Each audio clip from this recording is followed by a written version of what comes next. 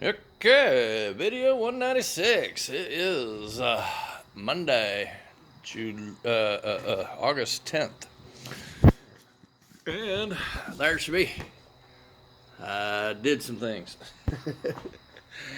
Didn't get as far as I wanted to. Could do more, but I'm waiting on that to kick all the way off. And it was fun. And yet I'm pretty tired. It's been an eventful weekend. But that's where she be at. That's my first taste of gel coat. I thought I would add styrene wax to unwaxed gel coat because I don't like the container that the wax gel coat is in. And I would put it on. And I would put it on extra thick and extra heavy and only do one coat was the idea. But I can tell you that this is going to need two coats. I can tell you that I don't have any problem getting in there with the sander and knocking her down, getting the wax off of it, and putting on a second coat. But that's going to need two coats. Next time I will use unwaxed on the first coat, waxed on the second, and plan to do two coats. Because I just did not get that on heavy enough no matter what. A while back, I was listening to Boatworks Today talk about how he likes to use gel coat whenever he is at a stopping point on the fiberglass, and even if he has to come back the next day and sand that gel coat out. And the reason is because it fills in a lot of the divots and the little pockets and little imperfections. So when he sands it back out, it's a lot smoother. I took that to mean he was interested in trying to create a fairing type of concept with it.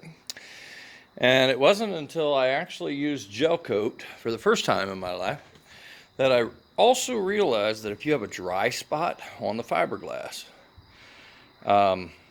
when you put down gel coat, it's a fiberglass resin. It will soak through the cloth, very much like when you're wetting out your cloth. And even though you're not taking the roller and squeezing it out because that was already done the layer before, if you have a little dry spot, chances are that gel coat is soaking through the cloth, if you're doing wet on wet, straight into your dry spot. And that to me is a pretty cool idea. But there she be. I'm going to take this out. It's not my form for my deck or anything. It was just a thing. I'm going to take this out, and I will probably run a sander down through there. I really messed up a couple days ago without sanding was sanding without my long sleeve shirt on. And I got some itchy arms because of it. But I took last year when I was trying to do this, I had an area right down in there where I was having trouble sanding in that corner with everything I had. My belt sander had quit.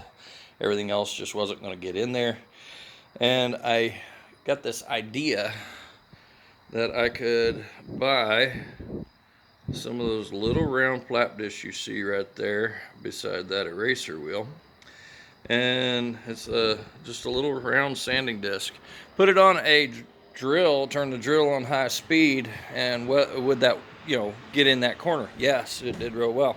So wherever I got some things down here that is pooking out, doesn't bother me. I've got to cut that drain pipe on both sides. But it does bother me if the resin won't stick, so I need to scuff it up right where I put new stuff down.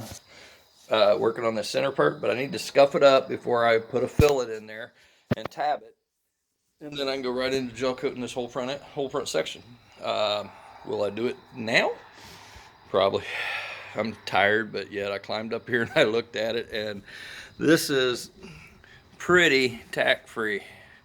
I was worried a lot more about the peanut butter. The peanut butter itself, I did not get something right. It is still tacky. It's been hours and hours. It's stiffening up, but where I used the wax, it absolutely took that whole thing to the next level on this side.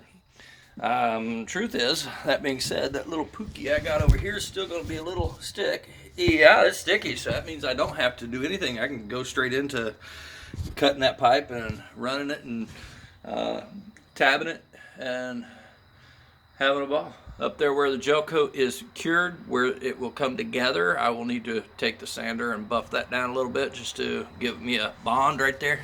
Right there, I kind of messed up my fillet anyway. And then I can do the whole forward section. And after that whole forward section is done, all the way done, I could go into forming my forward deck. I honestly was tired and did not plan to do any of this now. But it's evening time, we've got a breeze, it's hot, and I've rested for a couple hours, and I came up here and looked at this. And now I want to do it. So I think I'm going to just hit it. Thanks, and have a great day.